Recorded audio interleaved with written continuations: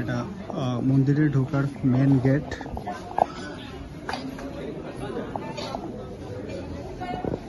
এই গেটের মধ্যে দিয়ে প্রবেশ করেই আমি ঢুকে গেলাম কামাখ্যা মায়ের মন্দিরের মেন যে গর্ভগৃহ সেটা দেখতে পাচ্ছেন। এই আমার সামনে যে মন্দিরটা দেখতে পাচ্ছেন এটা কামাখ্যা মায়ের মন্দিরের মেন গর্ভগৃহ।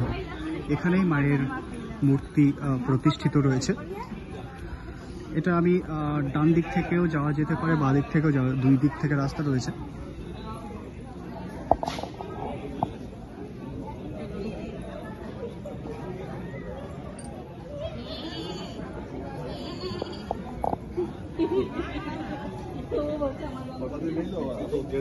श्याम भाई